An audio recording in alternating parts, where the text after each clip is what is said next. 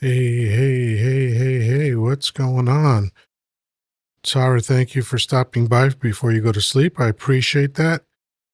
Um, to Sydney, thank you. I am actually proud of that intro. I created that myself. You know, it's one of them tangs. All right, and Alfredo, hello. Good to see you. Dreamer, hello. You have no coins. That's quite all right. That's quite all right. I'm just glad you're here. We are, after all, more than our coins, damn it. I'm not much more, but I'm more than that. I'm certain of it.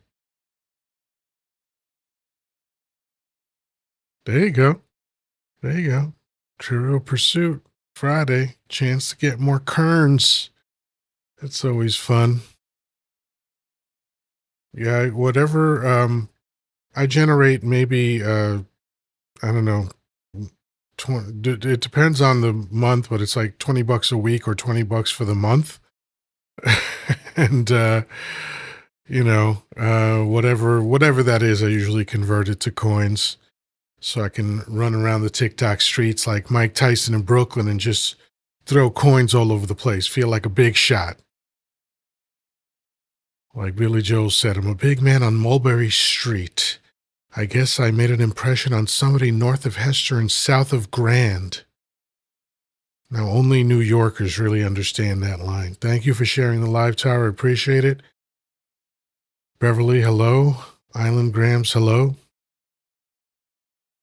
Um, yeah, let's get to sharing out the live, and then soon we're gonna have to get tapping. The easiest way to share is to place your finger gently on the middle of the screen, either my nose or my giant forehead, whatever's easier, and a magical thing happens. Your friends list will pop up, and next to all of their names, including any lists that you've created for your chat, they will be there with the word send next to them, and you just hit send up to like 40 or 50 times, which is very exciting. Oh, lordy, Johnny A, hello. So, all right. The people are starting to creep in. T626, Dak Samu, user 1274, hello. Andrew Kennedy, D. Meese, hello. Hello. This title is basically clickbait. It's not what people think it is. I'm just using it to draw attention.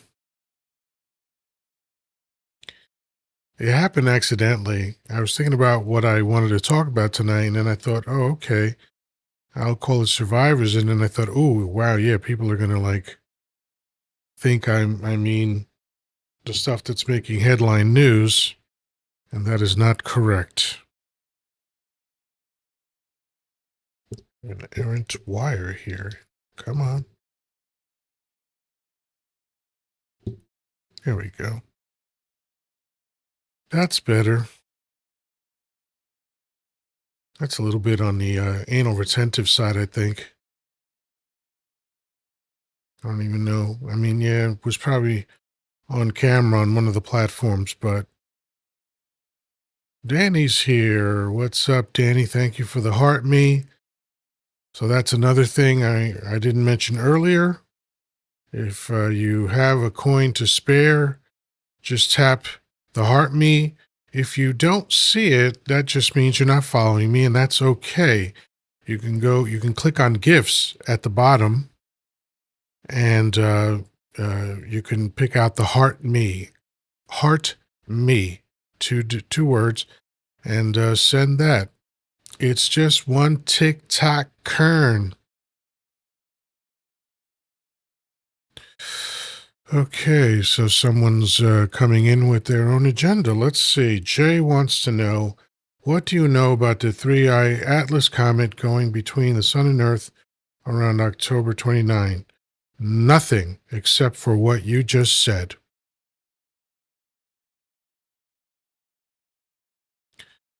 Um, I'm not surprised that there's a comet passing between the sun and Earth, or the moon and Earth, or whatever it is. What was it? What did he say? Let me look at that again. Between the sun and Earth. I mean, that's a pretty wide distance there, but I'm actually surprised that it doesn't happen more often. But that is how vast the universe is. All right, folks, we're almost at 1,000 likes. Usually that's what we need to kick ourselves off so that the platform knows we're here. So please keep tapping. If you haven't shared, share the live. Let's rock and roll. Like Kiss said, I want to rock and roll all night and party every day.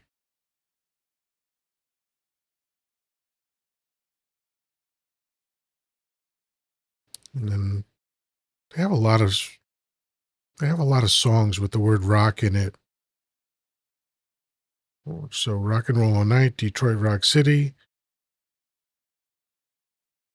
God of Thunder, God of Rock and Roll.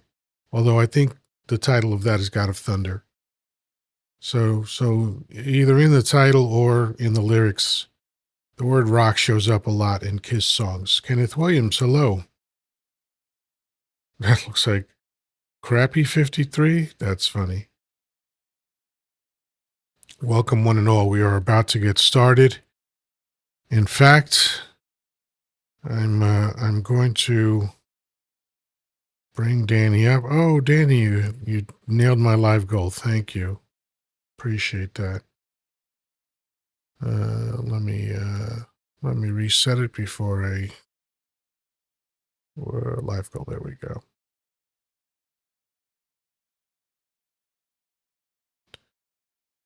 All right, we're off to a decent start. Little on the slow side, but that's okay. Whoops, what the heck just happened? Nope, that's not what I wanted. I accidentally clicked on something that I did not want as my live goal. I don't ask people to give me that much money. Let's go with roses. They're just one kern each. There we go. We got the live goal reset. And Danny, I'm going to ask you to come up so we can get started talking about my topic.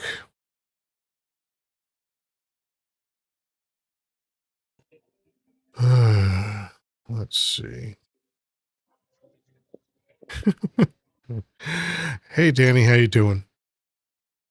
All right, Professor, how are you? I am excellent.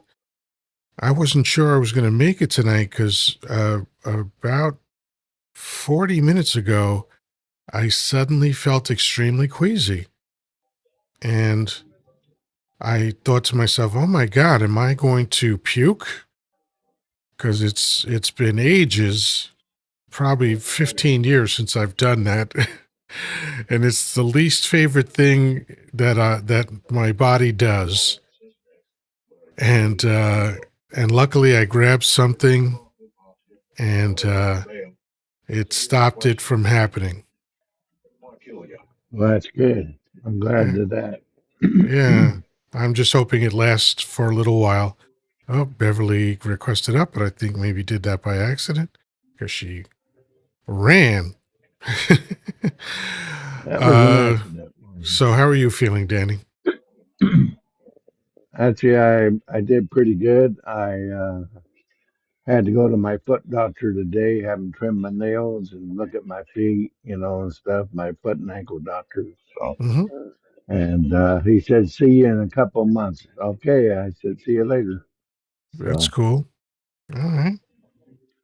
he asked me how my braces are working out for me, and I told him, you know, it takes a while to figure out how to walk in them. And he says, "Yeah, it takes a while." Are they are aside from kind of figuring them out? Are they comfortable? No, they're not comfortable, but uh, I haven't fallen down, so that's All a right, good thing. that's good. Of course, Carol pushes me in the door because that last step I need a little extra Wheaties, and I don't have it. Yeah, I So got you. Now I know that a while back you were talking to Jordan and Chewy about a ramp. How's that coming? right, uh, we're kind of at a stall, but we're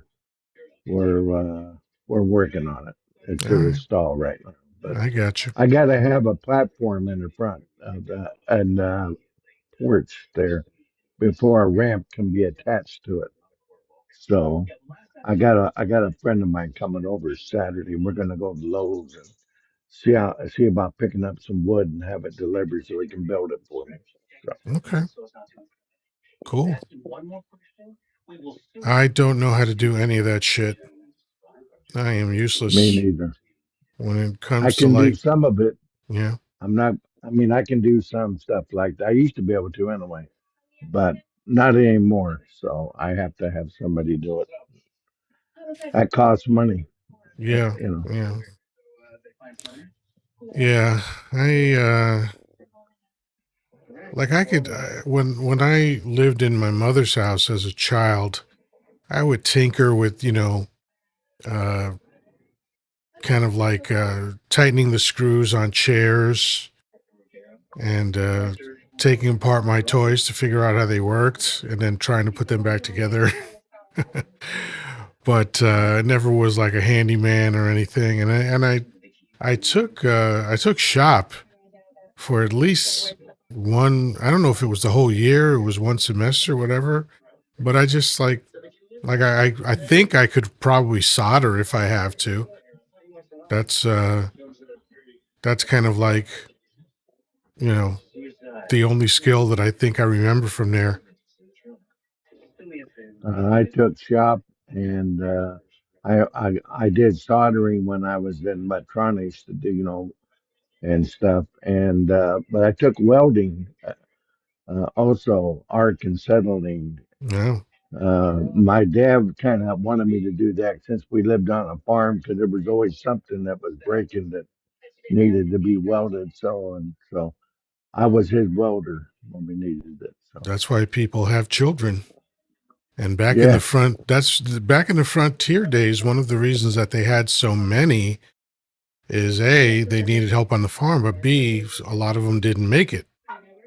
So they right, needed a lot of children around them to just kind of make sure that when they got old, they would be taken care of. yeah. Cynthia says I can do that, Danny. I'll be right over to build that porch of mine.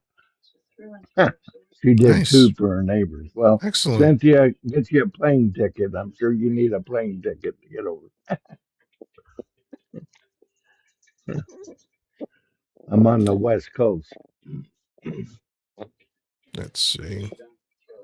Cynthia says Friday I was going to pick some nice lounge. I think, yeah, some nice lounges, patio up when I entered the address. He's in Florida. Interesting. So my prompt above my head is survivors. It is not connected to the headlines. What I was thinking about, based on a conversation I had earlier, is something that people don't often think about when they're going through a hard time. People get stressed out, which I understand. It's happened to me. It happened to me badly last year. I was extremely stressed for a while when I thought that I was going to be homeless. And so I definitely felt all that stress. But one of the things that I reminded myself of is that I have survived everything that life has thrown at me to this point. So more than likely, I'll survive. I mean, that's not like any kind of rule or something that you can rely on, but I think it's a good mindset. just to remind yourself, like, your story is amazing to me because you've survived so much. And does that ever occur to you, like how much you've survived in life? Yes, I have. I think we talked about when you were here, and I think I told you that I shouldn't be here. I think I told you that. Hmm. And actually more ways than one because I almost unalived that when I was a baby, having double pneumonia. I was real ill, and that's why I ended up wearing glasses. I think because it affected my eyes. But otherwise, Vietnam almost took me out. A couple of heart attacks almost took me out. Having my heart shot 4 or 5 times, and plus having cancer. Uh, I'm lucky to be here. I was very lucky to see what I've seen, met the people I've met, and especially you, Yoda. I never would Thank have if you. I hadn't survived. Thank you. Thank you. Well, the only thing that I would disagree on in everything that you said is that you shouldn't be here, because I believe anything that is here should be here. Anything or anyone, like the only thing that shouldn't be here is what's not here.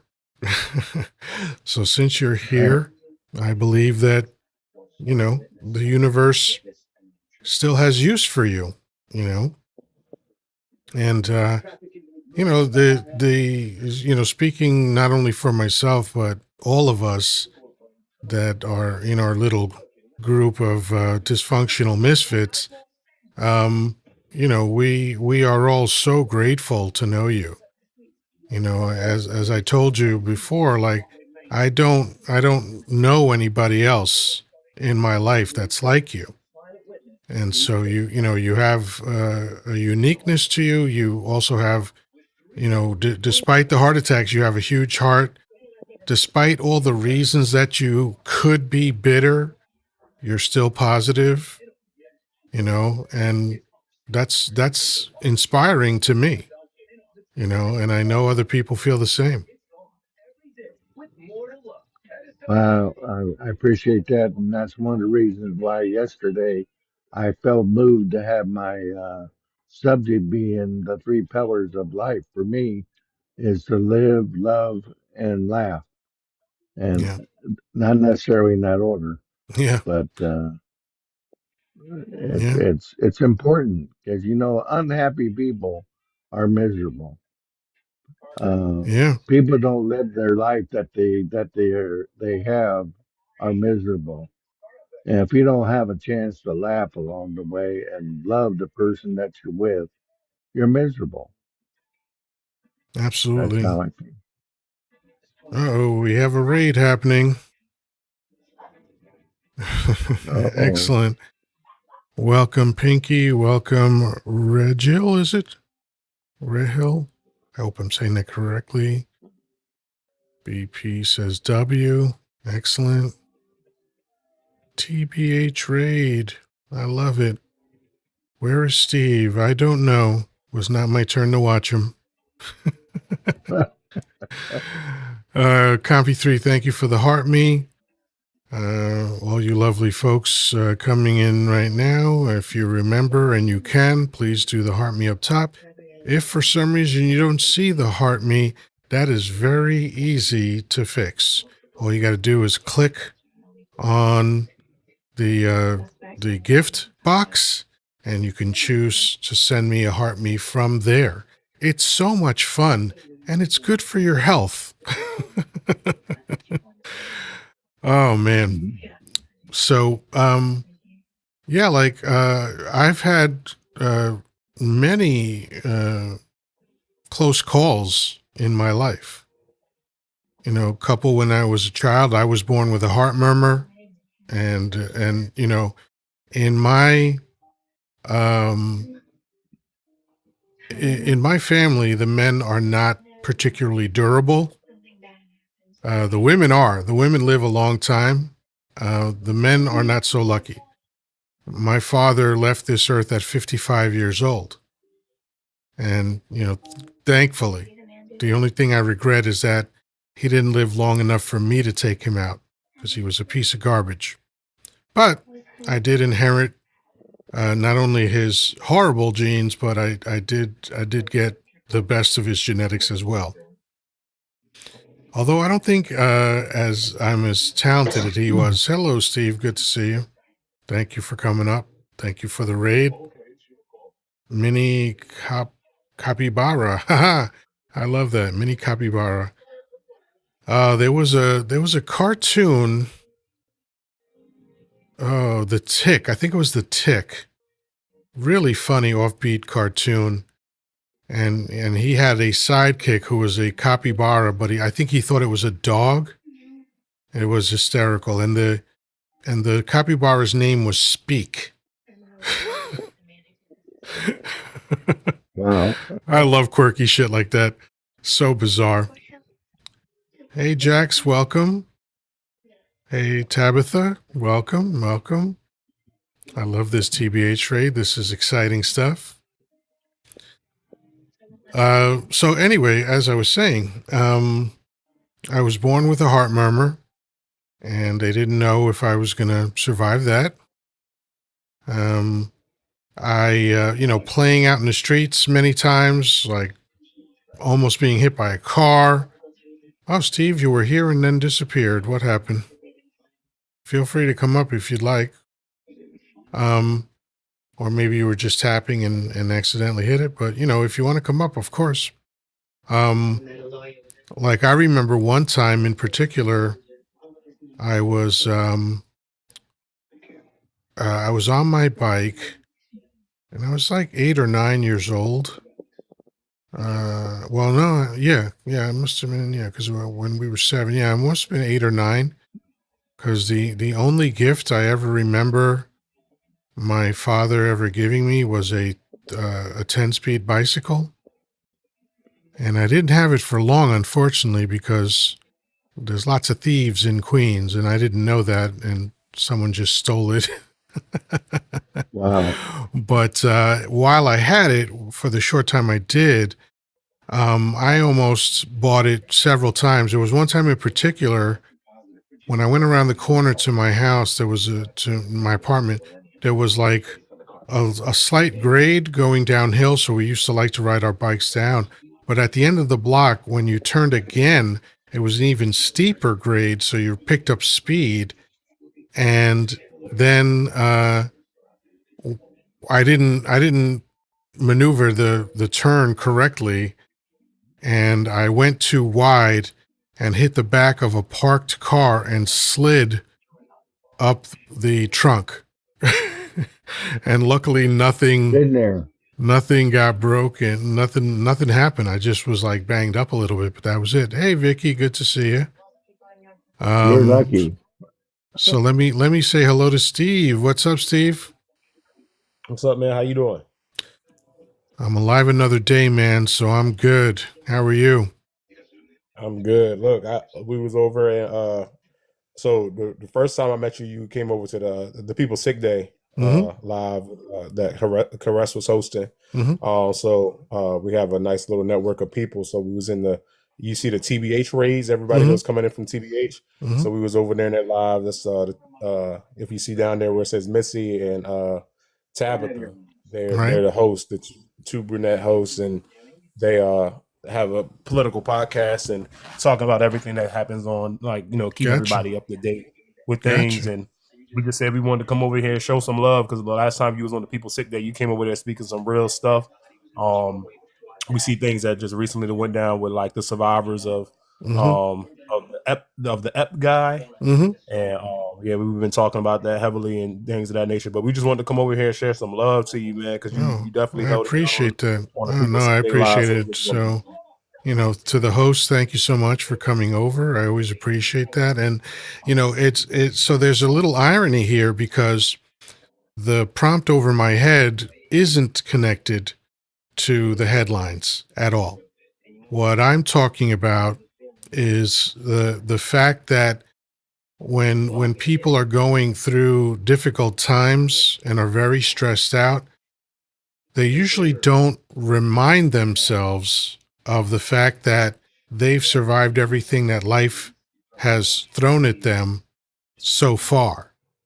And it seems like a little thing, but when you think about it, I think it's significant at least to I think agree. about that. And Danny and I were just kind of going through the things that we saw. Like Danny is indestructible because he's been through hell and back, and he's still here and rocking at 75 years old.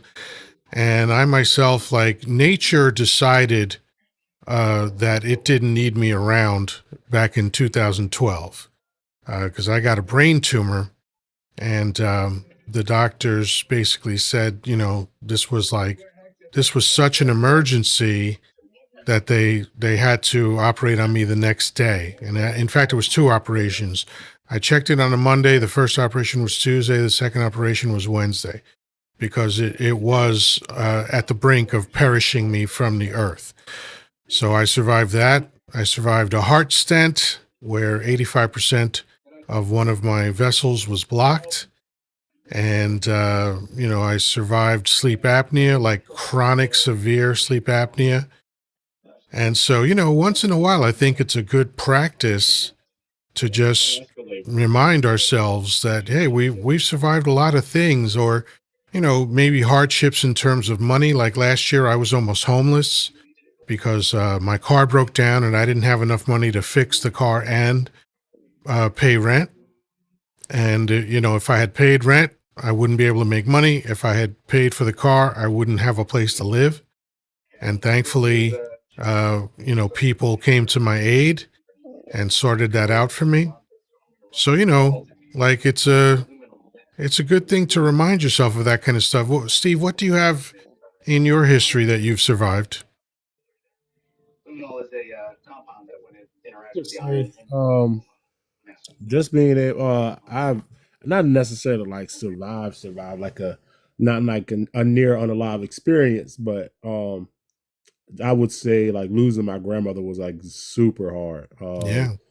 That was a super downtime, like, cause like for me, like I'm normally like I'm normally energized and upbeat and doing things. But like when I lost my grandma, that was like my best friend. So it was kind of hard to like navigate through that. And it's crazy because I work in mental health. So like, it's easy for me to be able to recall and be like, hey, this is a step you gotta take, this is a step you gotta take. But sometimes when you're in those situations, sometimes it's hard to actually take your own advice at times.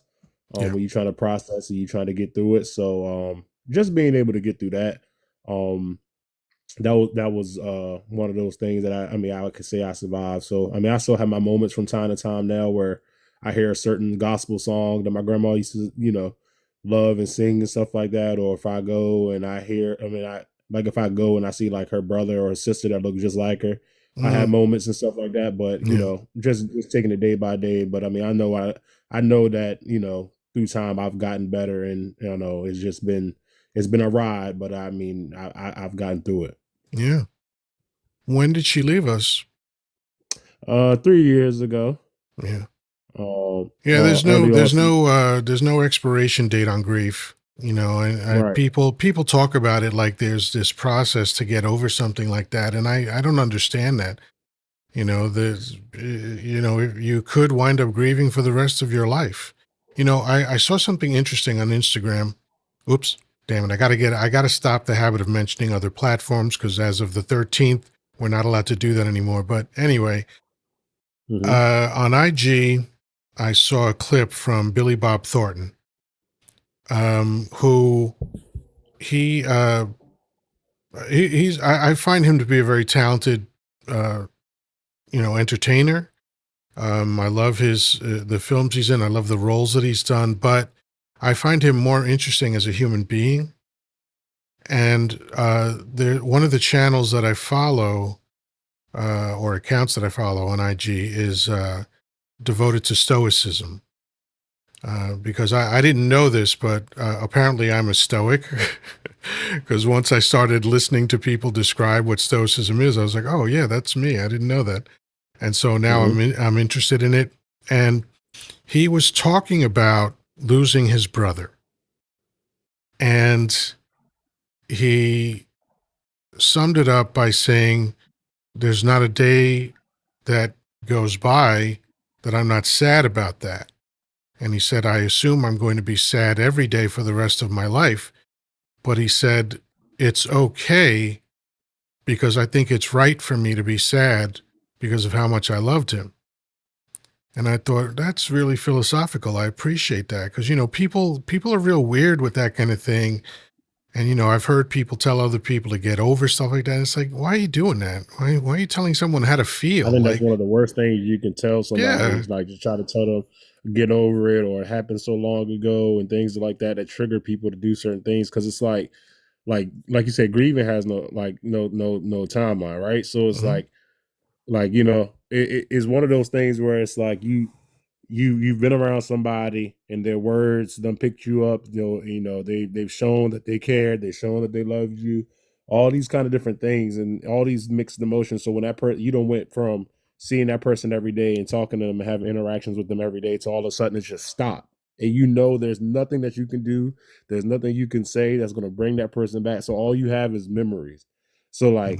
like my grandma, we used to go fishing because I'm a country boy. So like me and my grandma used to go fishing all the time, doing things Right. like that. Going fishing, even where it comes time, like I get off the school bus and I know my peanut butter. I'm gonna have 2 peanut butter jelly sandwiches made. That's gonna be diagonally cut while she watching The Bold and the Beautiful and the Young and the Restless on TV, like that kind of thing. So it's like and then as I got older, like went to college and stuff, and telling her like the things that I was doing in life and stuff, and how she just always supported me like big time, and then like to watch her have like early onset dementia, and then like it kind of like took over, and then it was like seeing her in the state that she was in. Like I know it was selfish for me that I still wanted her here, but I knew that she needed to go and find that rest and eternal peace. So Yeah. just one of those kind of hard things, but Yeah. like I said, it's one of those things. Like I said, even if I mean, like I say, I've worked in mental health for like 10 years, man.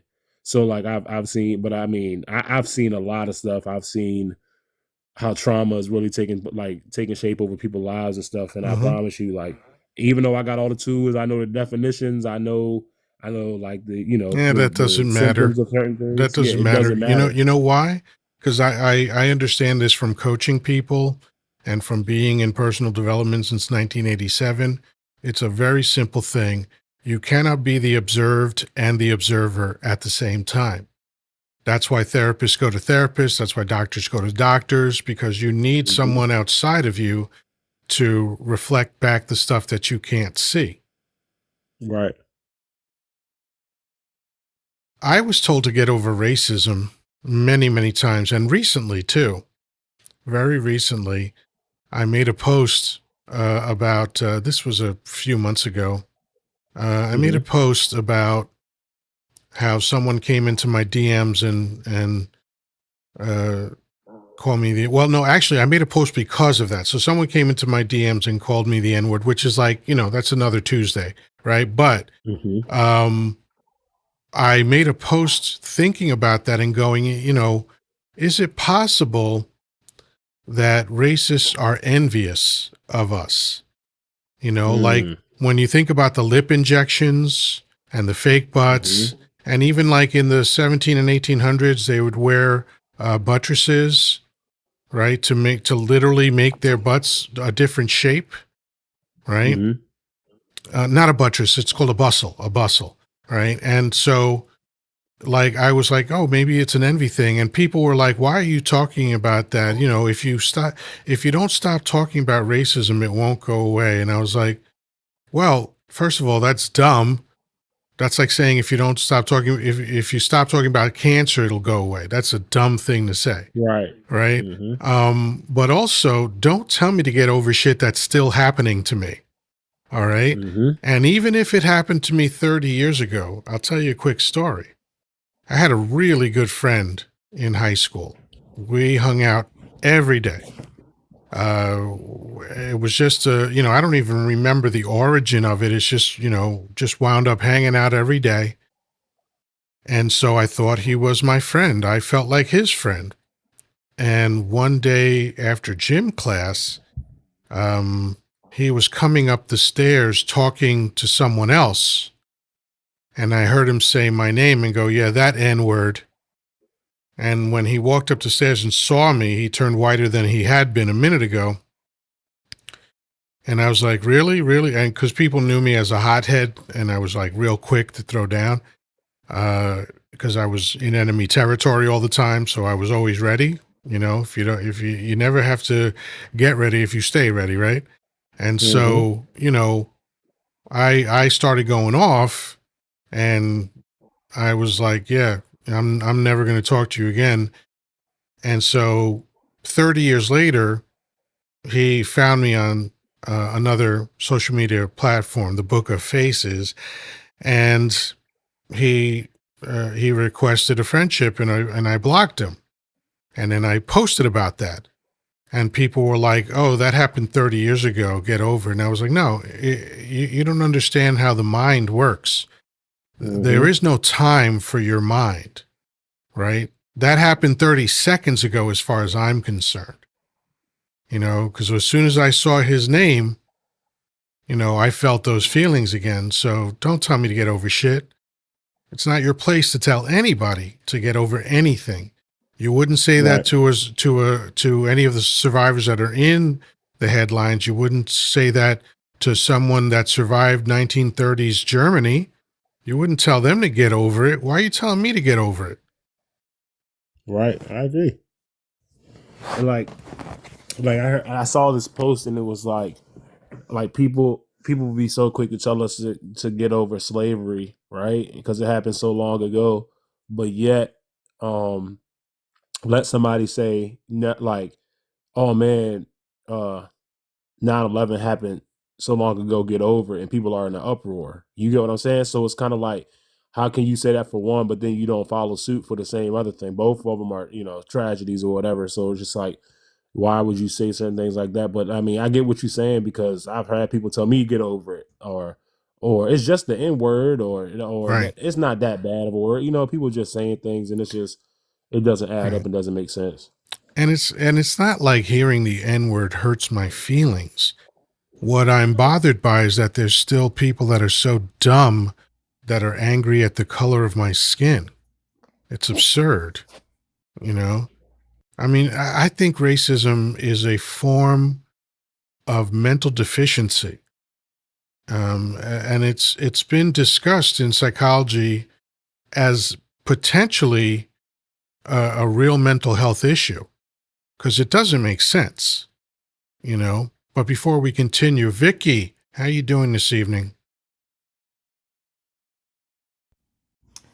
Oh, I'm doing okay. How about you? I am wonderful. The better that you're here now. I heard you write. I heard you. I saw you write Oh, a thanks. comment about surviving your own stuff. I know you've talked about it before, and that's what the topic is tonight. Is surviving. It's not connected to the headlines. It's connected to the idea that, you know, we've all been through stuff in life, and sometimes we don't remember how much we've survived up until this point, and so we're all survivors. Oh, yeah. I've survived, my very narcissistic mom, my very narcissistic husband, my very narcissistic and sadistic partner. And in the midst of all that, I survived myself, Gotcha. a few times, but thankfully it was because the first one was I was young and dumb, and the others I I think there was a higher power at hand. And I'm glad, Me too. you know, Me too. it's I no longer, there's one of those things, it's kind of like, it's this joke that I have with my therapist. It's like I don't actively seek anything, but there are days that if I were to go to sleep and not wake up, it's okay. but I don't actively seek anything anymore. Gotcha. And Gotcha. to me, that's a huge improvement. Yeah, absolutely.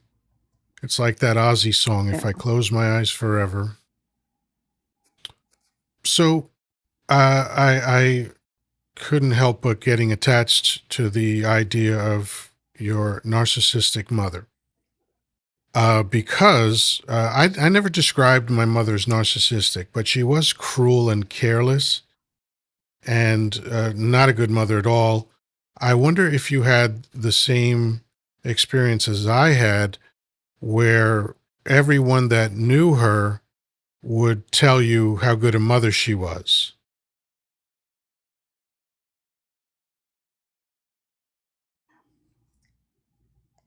Did that happen to Actually, you? no. No? Oh, oh, that's interesting. Okay.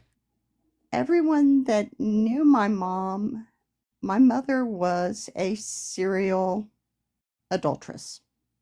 Okay. And so everyone that knew my mom, it was just one of those things that, they just, and I was young and I didn't realize the extent of it all until after she passed away and started finding things out. And it hit me, like a brick to the side of the head. But, I always knew she was a horrendous flirt, and it always embarrassed me.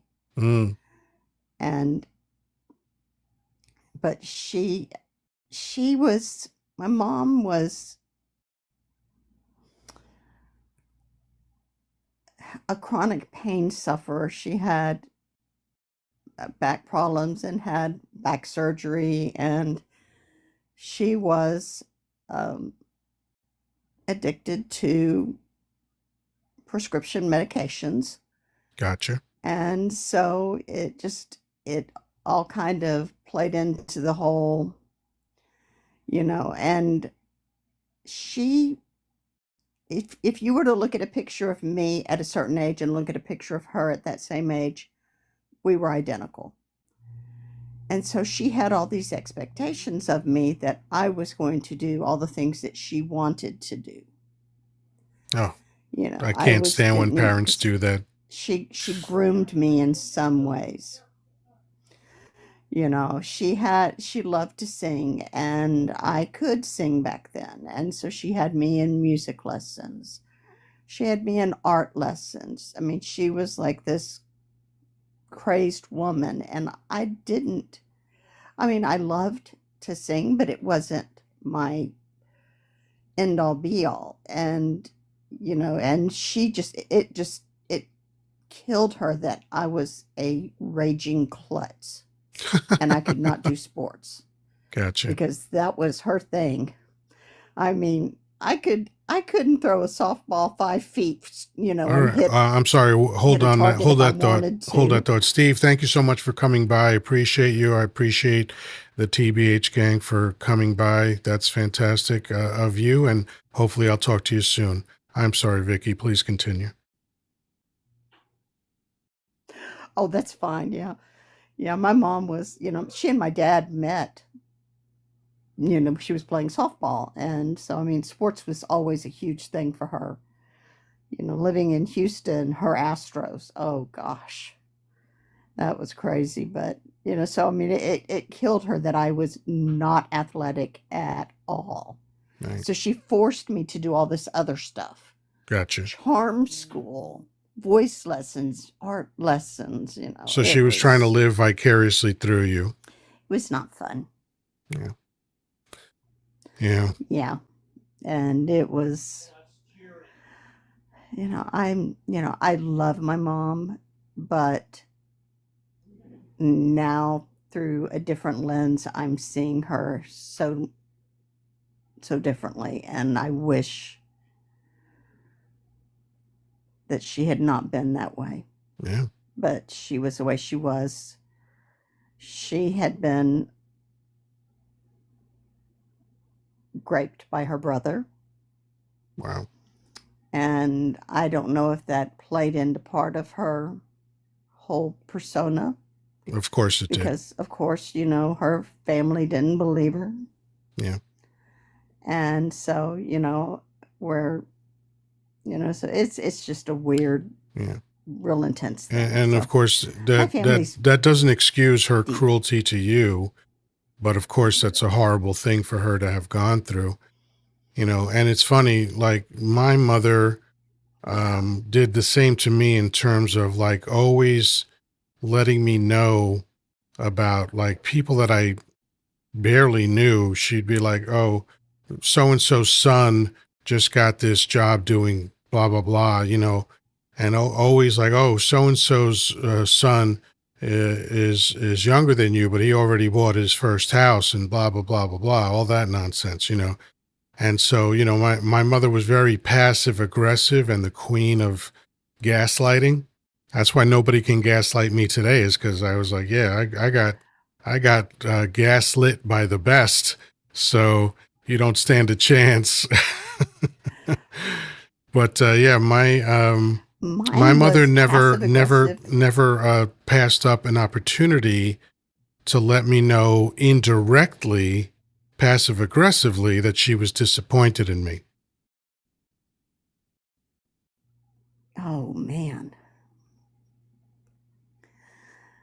Yeah. Mine mine would pull the backhanded compliments. Mm. Like, "Oh, your hair's so pretty, but if you would just do this."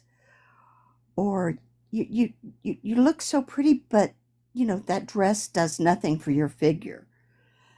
It was just always backhanded compliments that, it's like, Mom, just tell me I look like shit and be done with it. you know Yeah. but she was, and I remember one time. Well, actually I don't remember, because I think I just blacked it out. My sister loves to tell this story. One time I was about 14, and my mom did something, and I just spewed off, and I told her, F you. And my mom hauled off and slapped me, and I slapped her back. How old were you at that time? And it kind of changed the dynamic a little. About 14. Oh, wow. I've been the black sheep in the family. I like to kind of even say that I'm the black sheep in the pond. So that encompasses the whole, odd duck in the pond. I'm the black sheep that sits in the middle of the pond, just looking like a derp, you know. But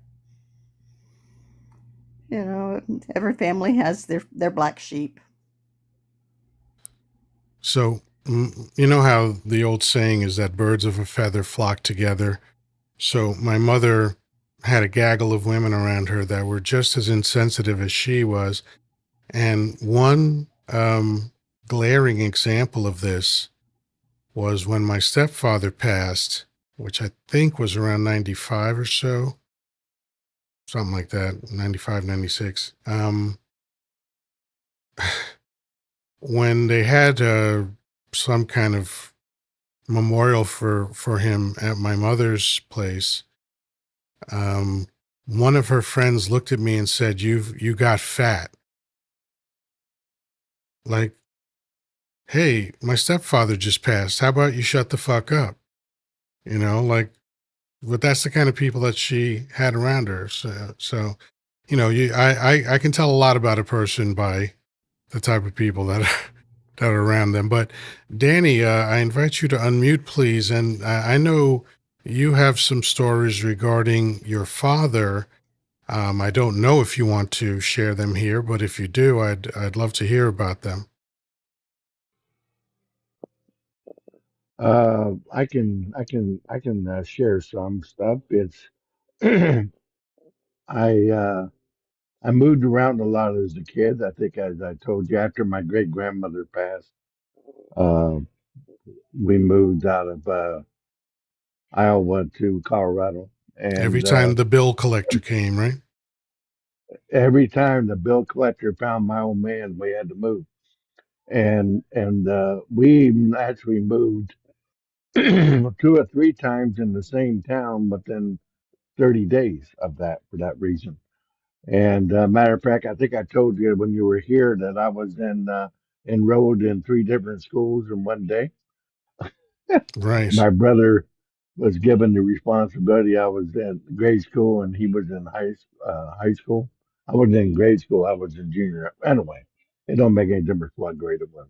I He thought he had me going to this school, and then he said, "Oh," then he had to come back and get me because I was in the wrong school. So he moved me to this other school, and then before the school day was over with, I had to move, pick up my books, and disenroll and go to the school on the other side of town the next day. Wow. Um, and that was a strange situation. I had never ever. But my dad was working, obviously. My mom was a stay-at-home mom that didn't drive. She never had a driver's license in her entire life. I don't even know if she ever knew how to drive a car. Even though I know that she knows how to jump out of one. Oof.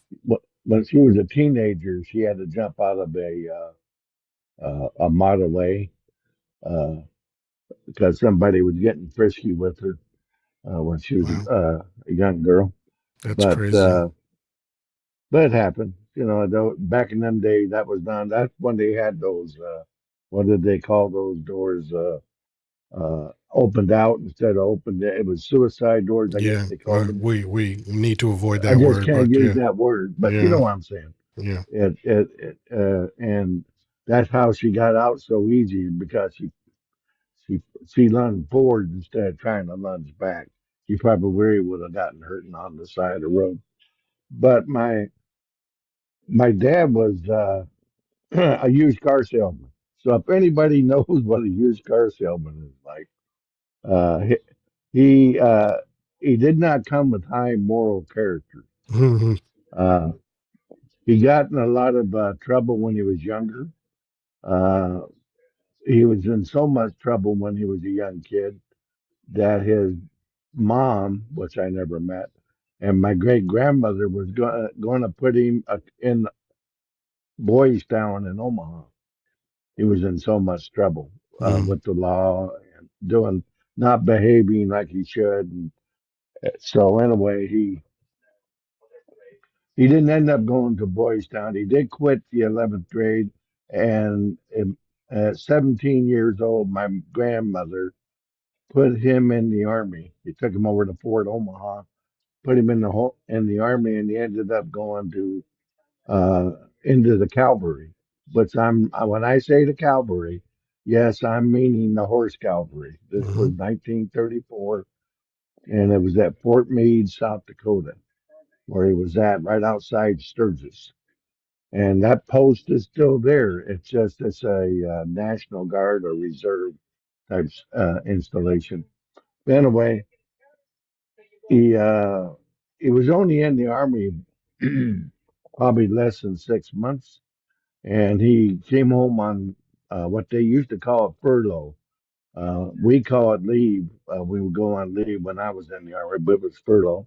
And he came back to Iowa, where my great grandmother lived, and he was home for like a week or two, whatever, so many days.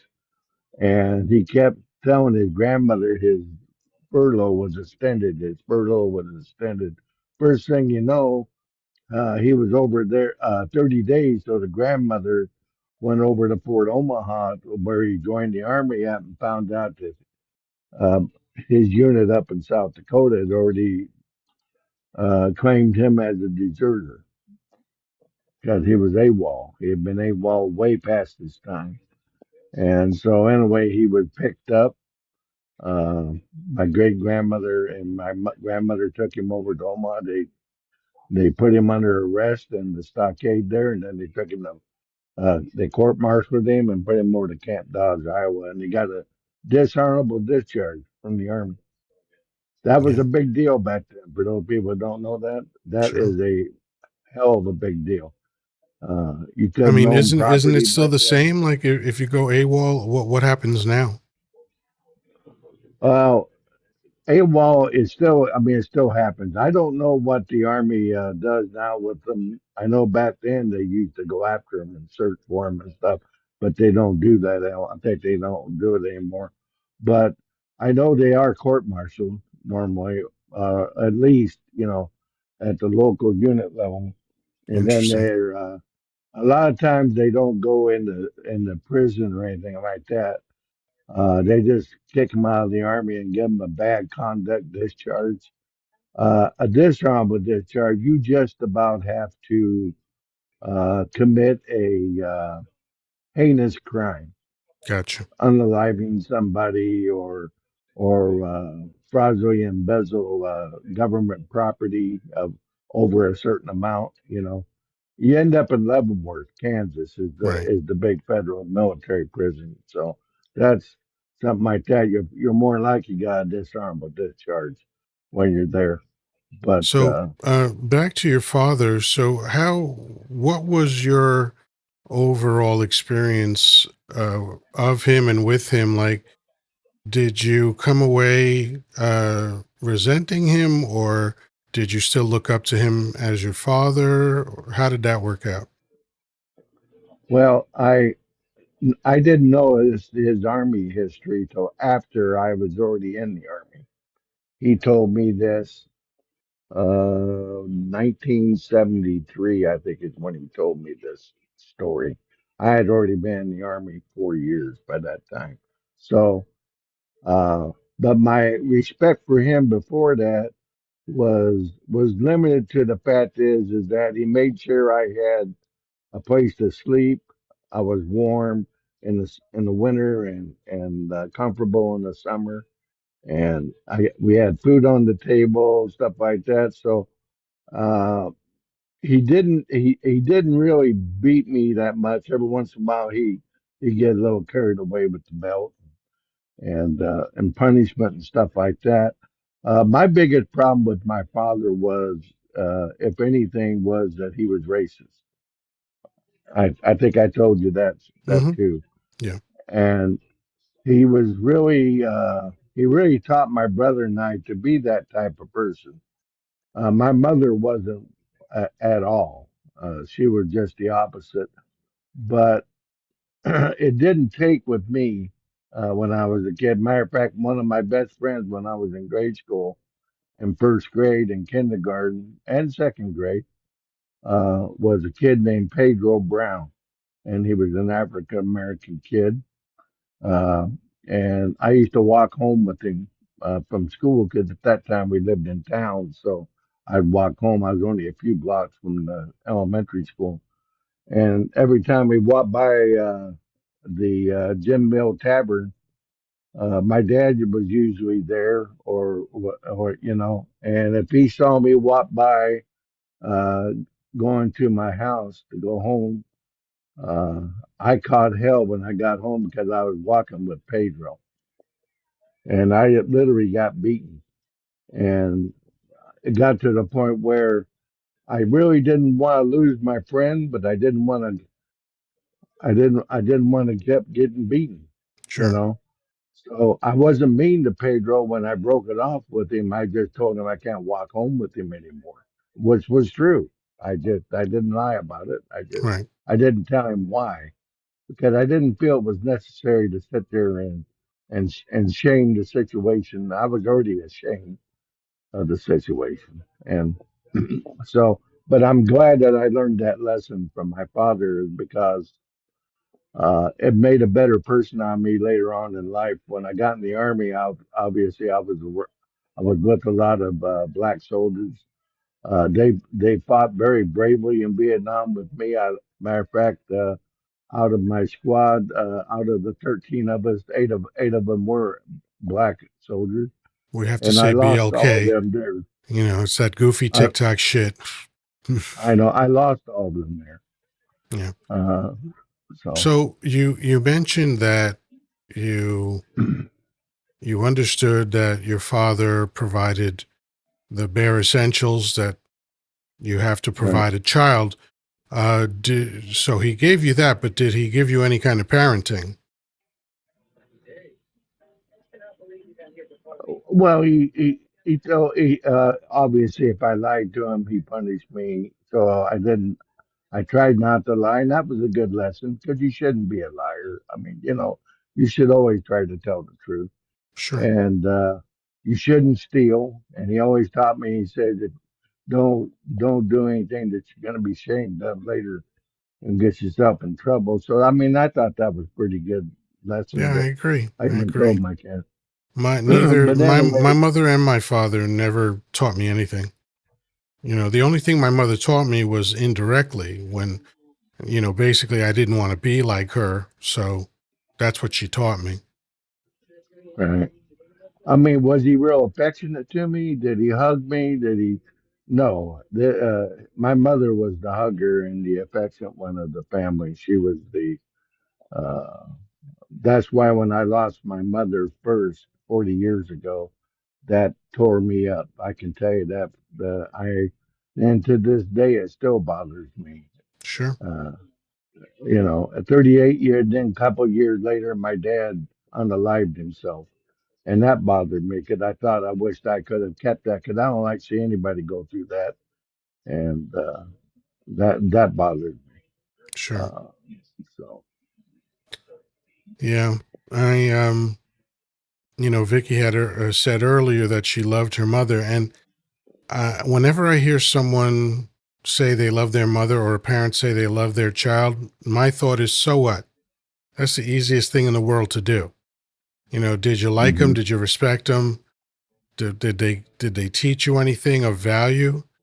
You know, like that. That's what I'm interested in because for some reason people always need to throw in, oh, I loved my parents and this and that, or I love my child, blah blah blah. Like I can, it's of course you do. We're literally wired to do that. But, you know, I love the fact that I like my son. Like, of course I love him. I don't even waste time saying that normally, but I like him. I respect him. I admire him as a absolutely. person, and there's a lot of people that aren't really honest with themselves about that. Like, there are parents who don't like their children. There are children who don't like their parents. And either way, it's okay to feel that way. Yeah, I'm very lucky. I like both my kids very much. And of course, I love them too. But Amy was my only child. I adopted Daniel when he was a month old or 6 weeks old, excuse me. And I was foster parent to a couple other kids that I raised, and I pretty much raised them to adulthood. So I'm very proud of all of them. I did like all of them. I really love Daniel and Amy. I would say the most because Amy's my blood child, and Daniel, you know what they say, you can uh, sometimes you get a child and you don't pick your children. Your children really don't get an opportunity to pick you. It's just the way it is. I picked, Mm. we were lucky to get Daniel, yeah, through the Catholic social service system. And we were wanting to have because Amy would have been an only child if we hadn't and we had foster kids in between, the kids, but still, Amy would have been the only child, and my dad was a direct representative of an only child, and he was spoiled. That's why I think he got in a lot of trouble, like he did when he was a kid, and that's one of the lessons I learned from that, as I wanted to have at least two kids. Unfortunately, I couldn't have naturally, so I did the next best ring. Yeah, you did a wonderful thing. I think anyone who fosters or adopts children and treats them well is an amazing person. I'm technically an only child in that my mother had me only, but I had a brother and sister growing up, so that was pretty cool. Like I spent a lot of time with my family in Washington Heights, and those were good times. When I was a child, before I knew who these people were, everything was pretty wonderful. And it's interesting. Cynthia was making very empathetic and supportive comments earlier. What I like about the work that I've done um, since 1987 is that I don't walk around wounded. I don't carry that stuff with me. And if I talk about my childhood, I remember my childhood fondly. Despite all the other shit that was going on, I still think I had a good childhood. I lived in the city, the greatest city on planet Earth, and I had a big family. I mean, my family's actually enormous because it's a very promiscuous bunch of people. So it's a big family. And, now, of course, I don't talk to any of them, but back then it was really cool to, to have that kind of family. Well, I was lucky. I learned some life skills from my dad. I needed to. My dad was an excellent car salesman, even though I did. Some people trusted him, some didn't. But he really taught me how to buy and sell cars. So I did well in that regard, and that was a valuable lesson through the years because you got to have a car to get you to and back and forth and stuff like that. And I loved a lot of cars. I like cars. And my son took the same hobby from me. And Nice. my dad taught me how to detail cars, stuff like that. So there were some skills that goes along that my mother couldn't teach me that my father could. Bless you, Beverly. So it sounded like either a sneeze or a cough. How you doing? I'm good. Uh, this reminds me of my two children were pretty much on their own, and I learned a friend of mine knew a young man that came from West Africa, Benin, and I was had a home that I needed help with. And this young man ended up coming over and helping me with my yard work. And then I realized what a wonderful young man he was. He was the most he, all the good things in a person. I've never seen him do anything that would be bad. He's just a wonderful young man, and uh,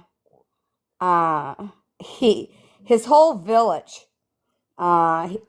gave him some money to go to college to Wayne State University and plane ticket, and then they didn't realize that that's not going to last very long. It lasted one semester, and then just the thought of having to go back home in it was just, I could tell it was just something he just couldn't handle. Go back and he only got one semester and all the money's gone, and so I needed him as much as he needed me, and he ended up being a son of mine. It's wonderful. And I ended up helping him get through college.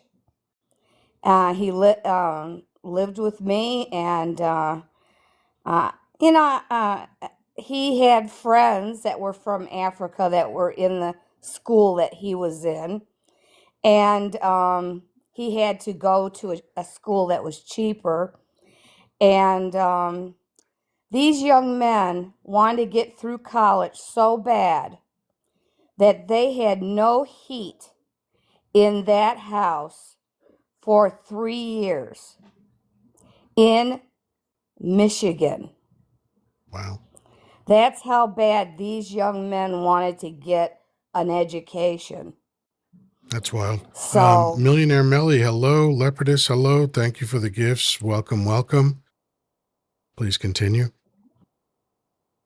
so I always call him my Arnold, and he calls me Mom, and I'm very proud of him.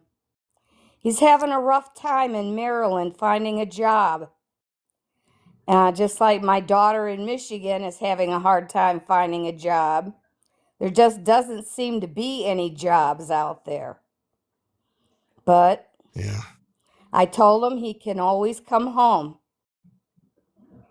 I don't want him living in a car in the winter. Well, he's But lucky that he has someone that cares about him and takes care of him. You know, it's a beautiful thing. You know, I've got everybody needs somebody. absolutely, absolutely. Um, And when you so find someone that's he's just a wonderful young man. Um, he just, I wish a lot of the guys from Michigan would have been able to maybe, I don't know if it was a hard bringing up, uh, or what, but he sure is somebody special. that's excellent. The uncle of the movement. I was just about to say hello to you. Thank you for stopping by. How you doing this evening?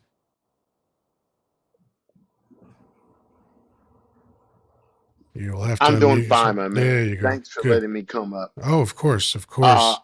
I want to comment uh, on that young lady that was just talking on the phone. Dear, let me tell you something. I've heard so many things in my life, and what you just uh, relayed to us is by far one of the most beautifulest things I've ever heard in my life. I'll tell you who I am, and then you will sort of kind of get a bit of what and who I am. Uh, George Floyd, the guy that got murdered by police Hmm. in Minneapolis, Minnesota. I'm his uncle, and I advocate for Wow. people all over the world. Wow. I advocate for domestic violence, missing people, mental health crisis, you name it. And I took that bad situation and I put a spin on it to help people every day of my life, you know? And the things that I just heard you say that you did for a young man that you didn't know, but you uh, uh, started knowing him, and then you cared enough about him to help him finish his education, and he was from another country, and you obviously sound like you are a YT person.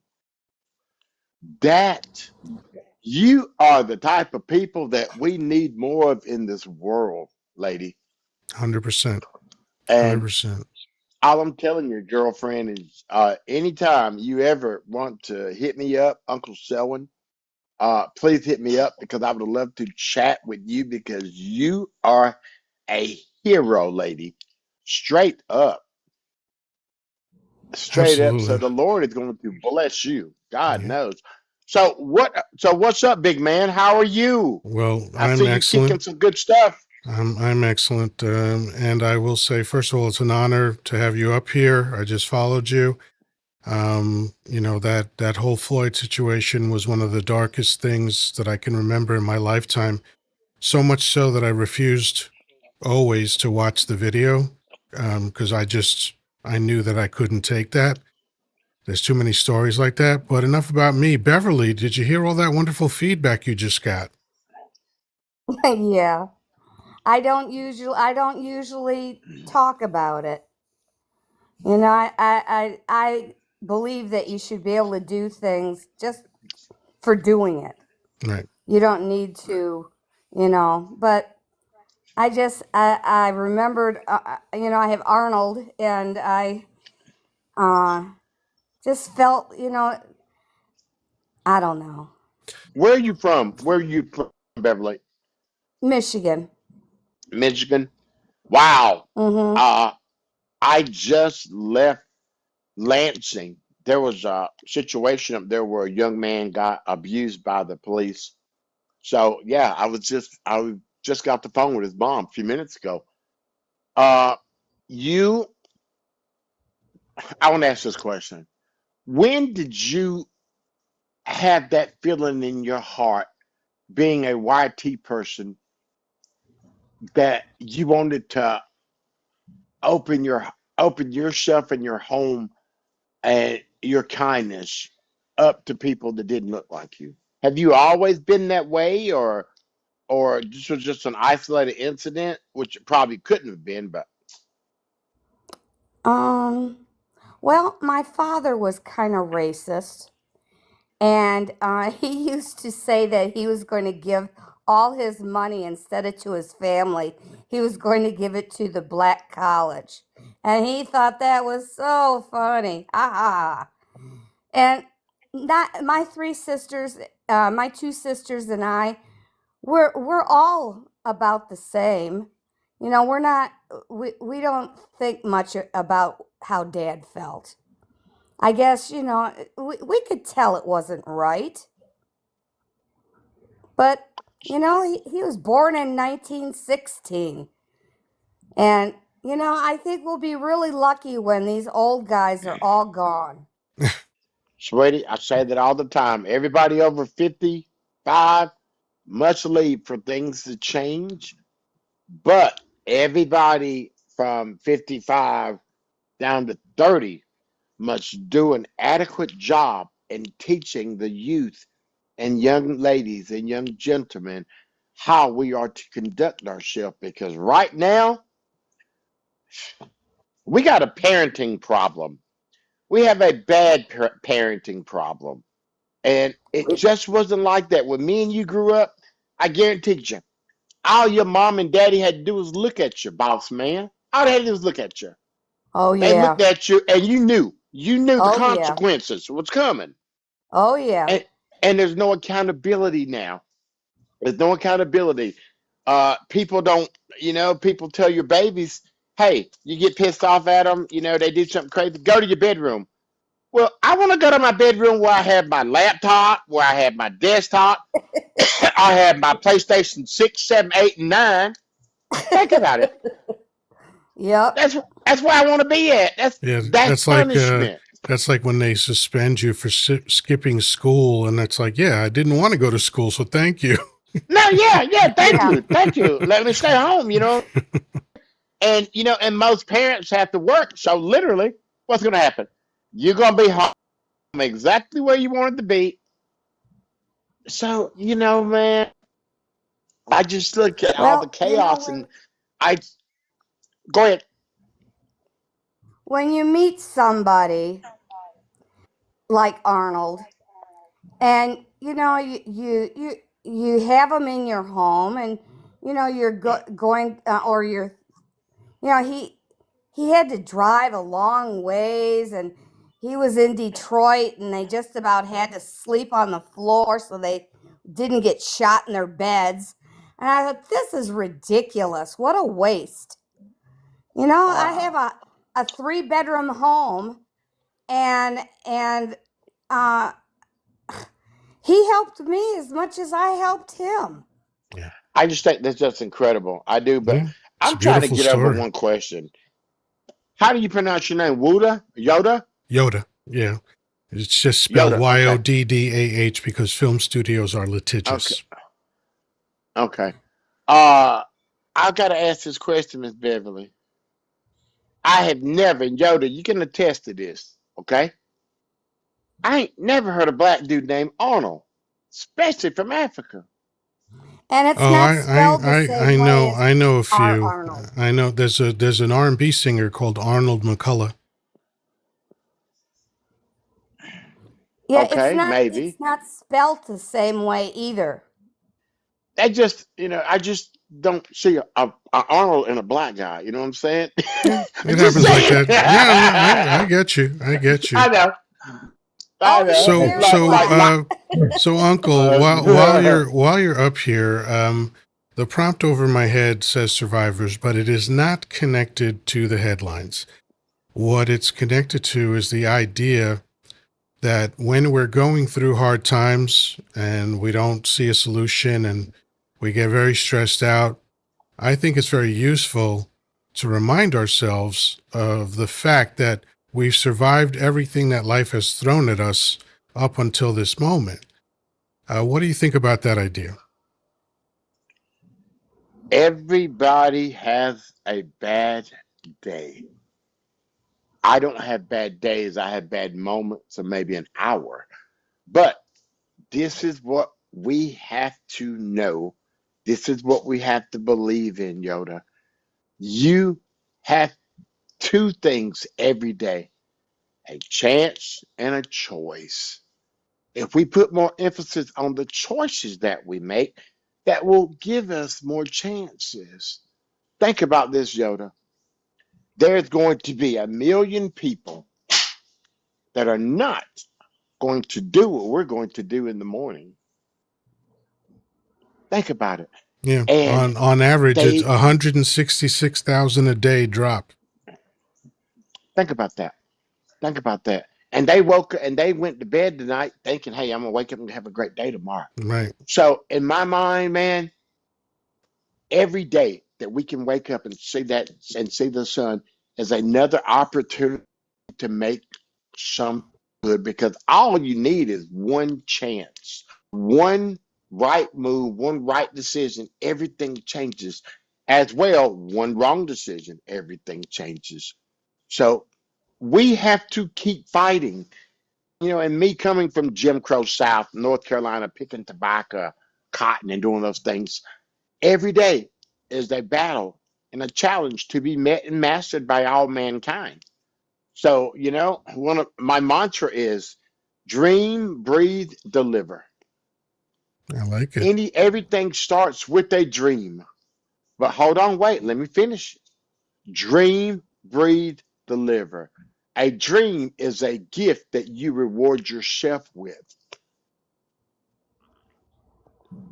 So all we're doing is every time we reach another plateau, or we move forward, or we rise from that battle that we had, that we were so confused by, that was going to break us down and tear us down.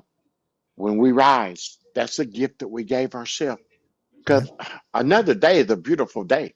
Another opportunity is a beautiful opportunity. Everybody knows the difference between right and wrong, Yoda. Let's put more emphasis on the right decision so we don't have to battle through the wrong decisions. That's an excellent philosophy. That's why when people ask me how I'm doing, the main thing I always say is I'm alive another day. So I'm happy to be here. And I have a quote. Every I'm a quote collector basically, and have been so for Yeah, most of my okay. life. And there was this gentleman named Philo of Alexandria who was alive from 20 BC to 50 AD. And he said, be kind, because everyone you meet is fighting a desperate battle, which is basically what you said earlier. Yes, yes. I'm sitting here resonating. I love that. I love Yeah. that. Yeah, it's one of the first quotes that I Everybody. collected, and now I have thousands of them. But yeah, everybody, and I've talked on this live very often about how precious life is, because the literal odds, the mathematical odds against your birth are astronomical. Like, so difficult to calculate when you think about, you know, the woman is only fertile for a small window every month. There's you have hundreds of millions of other contestants for the egg, and then some of the eggs don't attach and get flushed out. So when you literally try to calculate what that number is, it comes back with a number that's referred to as a gogol, which is where Google gets its name. And a Yeah, gogol means too many zeros to count. That's the odds against it's your birth. So it's an why would you absolute look in the miracle. mirror and be disappointed? Why would you berate yourself? Why would you be mad about money or things or whatever? Like you said, focus on the fact that you have another opportunity to be alive another day. And I'll finish with this thought. Since I was in the city that day and it's coming up in 2 days, 9/11, um, one of the things How that I was that? thought, it was horrific, but one of the things that I thought about was that those 2,995 people, a good chunk of them probably left their dwelling that morning and said to someone, "I'll see you later." Right? So you got to Yep. appreciate that nothing is guaranteed, man. We are not guaranteed or even owed the next day. That's why I start my day with gratitude and I end my day with gratitude just because I'm here. Amen. Amen, brother. Amen. Nothing is owed to you day by day, man. Nothing is owed to you. You know, Yeah. I've just learned how to take it as it comes, man. You know, Yeah. if an obstacle comes in the road, there's always bumps in the road. What Mm-hmm. do, man? You can't do anything. A lot of people like to look in that rearview mirror, and I'm sure you've got friends that always talk about what they did in the 80s and the 90s, and especially from to North Carolina, and you still have the same cats that are doing the same thing. And if they don't understand this, I tell them, you know, insanity, the definition of it, doing the same thing, expected a different result. Yes, that was the Now, famous to be Einstein quote. insane, yeah, to be insane also, in a positive connotation, is doing the same thing, expecting results. And that's the aspect that I put myself on. I do things every day and I expect somebody to motivate somebody or to put somebody in a good situation or to help somebody or to save somebody. So, man, I just believe that waking up is a beautiful thing because, as I said about the young lady in Lansing, she had breakfast with her son and she told him she loved him. She made him some blueberry waffles and she will fight for something that she will never ever receive. And that's one of the sad things about doing what I do. I see a lot of people, a lot of ladies, a lot of fathers fight for something that they're never going to ever get back. So we fight together to show other people what they could probably prevent or things that they could do or how to handle certain things, man. And people talk about police brutality. Uh, it has been noticeably bad in the black and brown community. You know, uh, and I'm not going to go through all the all the things. If you come from New York, hey, you know what Harlem was back in the '60s and '70s. You know what was put in Harlem in the '80s and LA and a lot of places around here. So that cycle has got to be broken through self. Think about it, man. Uh, you have people that look like us that are trying to destroy us for minuscule amounts of money.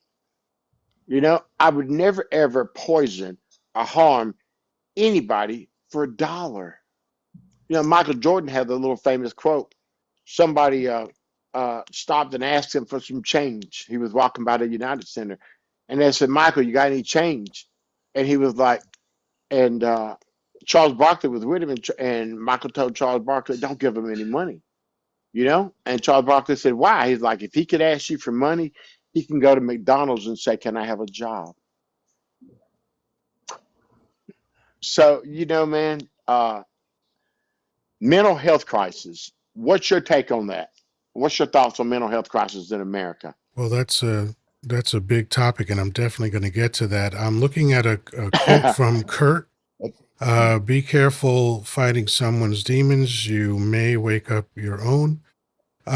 So, Kurt, I can't invite you up because I think you have a private account or something. But if you want to come up, feel free to request. I'd love to hear more about that Yeah, I want to hear idea. that. I, So, you know, I have I have a mentally handicapped son that lives with God me, bless you. and Wow. we've known he's been on medication since he was in first grade, and he's 45, going on 46, and he's still on medication. He'll have medication forever. And but God bless you. he now that I'm 71 this year in December, and things have kind of switched, where he's taking care of me. And he looks after me instead of me always looking after him. And God bless. Glory be to God, Mama. the only problem is they have pulled him in the wrong direction when it comes to voting. Uh,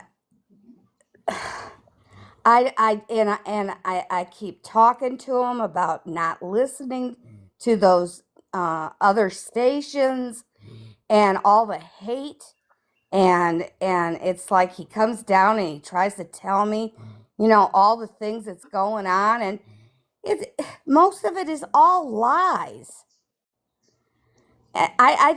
I can't believe one of us it has been brainwashed. It's all I can say. It's being brainwashed. It's like they took the Kool-Aid and there's nothing that can pull them out of it. Yeah. Unfortunately, that's Unfortunately, true. that happens to a lot of people. Yeah. Yep. Unfortunately, that happens to a lot of people. I mean, So, no one in my family is not a Democrat, and you know and here I got one living up in the attic in my house that is it's just terrible. It's all hate, um, take advantage. It's just sick, so I and I want to don't address. understand why they don't see I that. want to address Kurt's comment because I find it very interesting. I'll clean up the grammar a little bit. But Danny, starting with you, what do you think of the idea of be careful fighting someone's demons? You might wake up your own. You might wake your own. What do you think about that idea? Well, being a Vietnam vet and all that stuff, PTSD is real, and don't you don't necessarily have to be in the military to have PTSD. It can Right. happen. Any Uh, trauma. if, oh yeah, if George would have survived, he would have had PTSD for sure after that, and so. But it can wake up your own. You never know when something's going to trigger somebody, whoever it is. We're right now we have at least 22 to 45 a day veterans unaliving themselves a Yeah. day. Oh boy. 22 Right. to Yep. Yep. 45. I Yep. and after Vietnam, it was probably higher than that because they didn't know PTSD was. It was battle fatigue and during that time for me, and Yeah, they that's changed what it from that's shell what shock to battle fatigue to lessen the yeah. severity of how it sounded. Right. So I believe that's true. Kurt's thinking in the right direction as far as there is demons. Not everybody has them, thank God, but there is some that had gotten it honestly or unfortunately either through genetics or something that's happened to them and in their life, whether it be abuse of some type or being a WAR, or like Yeah. George It's went it's through with literally his any trauma that you go through could result in Yeah. that. anything. But I will say Absolutely. this, I had both. I had my father's shitty DNA because he was an awful person, and I had an abusive mother, somewhat physically, but mostly emotionally. But that's the luck of the draw there. So when Kurt said to be careful when you fight someone else's demons, He's not going to come up, but I find that an interesting idea because I've been coaching people for 30 years now, over 30 years. And, there are ways to detach yourself from what the other person is experiencing, and you have to. Same way psychologists have to, same way doctors have to, like, um, Mm-hmm. I'll tell a quick story of when I was selling scales to hospitals and nursing homes back in around 1999. And one of the places that I had to go to was the pediatric intensive care unit, which is a very sad room in every hospital.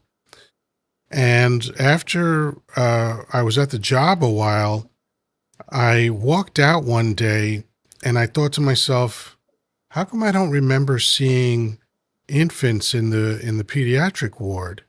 I know I was there. I know there were infants there. How come I didn't notice them? And I realized that I did the thing that doctors and nurses do, is that to avoid the horror of seeing these children, premature and all that other stuff, and, Mm-hmm. addicted to substances that their mother took, I just focused on the scales and what my job was there to do. And then I realized, oh, yeah, that's what doctors do. That's why doctors look at instruments and charts rather than the patient very often, because it's hard to deal with looking at the patient. So I think there's some merit to what Kurt said. Vicky, what do you think? You have to unmute yourself.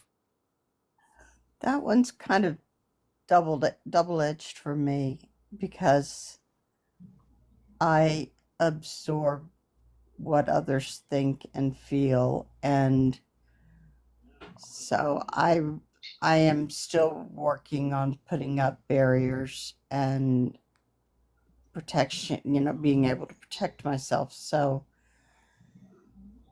I don't know if it's so much awakening something in me or just I lose me to their demons Gotcha. in Gotcha. my case. That makes sense. I got you. Beverly, what do you think of that idea? I'm just listening. When it comes to mental health, I think we need to do the opposite of what they're doing right now. I mean, they want, so many of them, these people aren't just homeless because they're homeless. They're homeless because they have a mental problem and they don't have a family anymore. They've outgrown their families, or maybe I don't know, their parents died. But Unalived. Unfortunately, we have to use TikTok language. Okay. I'm sorry. No worries. But, a lot of them, the families get to the point where they just can't take it anymore. Now, when my son has a hard time, he'll have good times and then really bad times. He's and the good times, he's a wonderful person, and when he's having bad times, it's just terrible. Right. And a lot of people get to the point where they just can't take it anymore. I And got you. Yeah, I think, that's an awful situation. That's a tough one. That's a tough one. and Very you were tough one. asking, how do all these people, how come? I think it's in our DNA. I believe that what my son has came from his father's side because they were all a little like him. And I was just a young girl, 18, and I didn't know any better. And God, if I knew now, if I knew then what I know now, my God, I would have ran for the hills. But I, because who wants to bring a child like that into the world? Because he got to the point where he knew he'd never have a family, he'd never have kids and a wife. And that's a really depressing thing for a young man to realize. And he was only in his teens. wow, Yeah, And that's rough. that's a deep one. That's a deep one. yeah, That's a You deep know, one. I really think it's in our DNA. Yeah, it has a lot to Uh, do with it. Danny, you were going to say something? well, in regards to the people that are homeless, a lot of people probably in the chat and on the panel don't realize that 50% of the people are veterans. That's the yep. saddest part about homeless people out there. They are veterans, and we need to treat our veterans better than that. They actually served, signed their name on a dotted line, and said, "I will give my life for this country." And they stood up and took and raised their hand. I'm speaking from experience of 22 years in the Army and a Vietnam veteran. I retired in 1991. And let me tell you, it's a big deal. And to have veterans out there on the street, living in their cars, living underneath cardboard boxes, starving to death, freezing in the winter, and It, hot as hell in the summer. it's It just is sinful. It's that's right, Yeah, disgusting. it's another indictment absolutely. of the long list of things that's wrong with America. Because to Selfishness. toss people away like that is just insanity. So let's go up to Uncle. What do you make of all this? We can either talk I about the do question that Curtis not. posed, or if Let, you want to get more we'll into talk mental about. health. I want to get that quote. I want to get Curtis's out of the way. Yeah, I do not let anybody hold me hostage.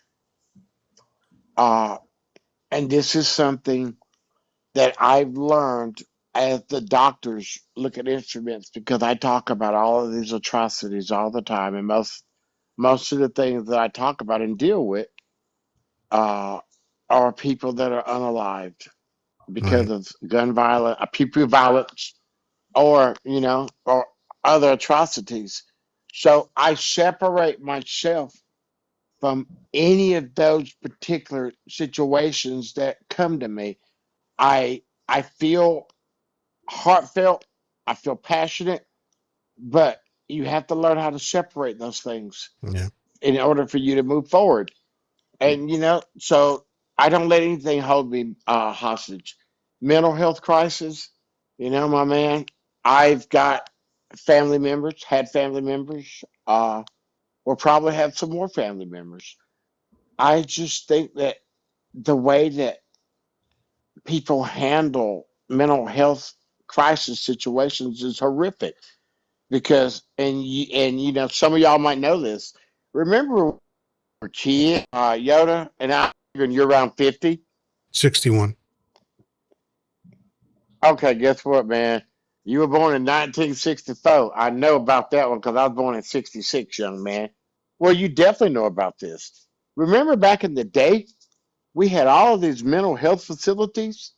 And when Mr. Reagan was president, he's like, hey, you know what? Let's forget about helping people and let's run the factory of locking them up. Right. Remember those days Mm-hmm. when there were all Yep. these mental health facilities that they would help people? And what we have done now is we have criminalized mental health issues. Yeah. People with mental health crisis, when they show up on the scene in a mental health crisis, 7 times out of 10, it results in some kind of violent encounter. Because if I'm having a mental health crisis, which accompanies alcoholism, drugs addiction, because Mm-hmm. if you wouldn't have consumed those items, you would be thinking in your right state of mind. Instead of somebody showing up out there that has compassion for that particular problem, they'll send somebody with a badge and a pew pew, Mm-hmm. and most people get anxiety from just being around them. let alone if you're in a manic situation, how else would you be? Because reality is now when people call the police, it's a 50-50 chance whether they're going to be good, bad, or other. And a Right. lot of times, if you look like us, you are in a situation where it's like, you hesitate. Should I call them? Why would I call them? Yeah. Because if I call them, they're going to come out here Yeah, and you're putting yourself at what risk. potentially happen? Yeah. Even if you need help and you call them, you're Yep. putting yourself at risk. I know plenty of situations, man, that I've dealt with, and I'll take you back to that Sonia Massey situation. That was a mental health crisis. When he opened the door and he's like, "What's wrong with you?" That was a mental health crisis. That didn't deserve to get pew-pewed in the face 2 times. That was a So, crazy, man, crazy and situation. But, when you hire sadists and you give them the power of the state and a weapon, you're looking for holler, trouble. holler. And on top of that, because I've known many, many police officers, okay?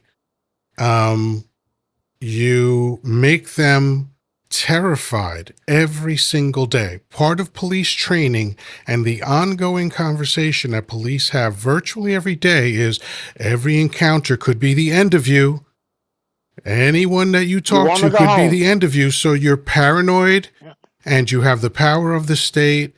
And obviously, EMTs are trained differently because we don't have those encounters when they show up.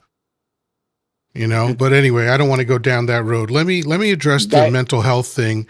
I will say this. I find it pathetic and shameful that people don't view mental health the way they would view any other ailment. Like, nobody judges someone who has leukemia. Nobody judges someone who has cancer. You don't tell them to get it together, right?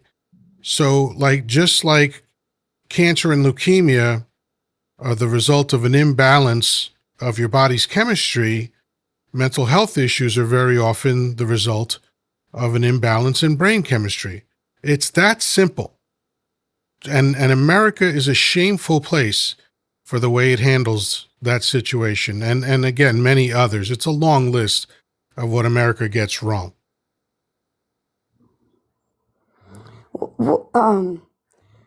About a year ago, they had a whole hour on TV. I don't know if it was 60 minutes, maybe. And I think it was in California, where they had one bunch of cops that knew how to deal with people that were having a mental problem, and they would send them out to those. And I thought that was the best thing why you never hear about it anymore.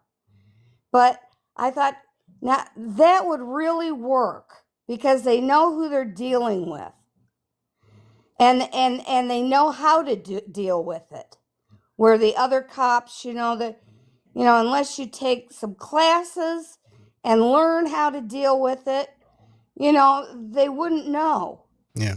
Well, But this was the since whole then, point I of saw it on defunding the TV, but I police. haven't seen it. Hmm? Defunding the police was one of those things that, in typical Democrat fashion, they were bad at marketing the idea because it was dumb to call it defunding police. Because all it was an effort to reallocate the assets and also stop calling police for every issue.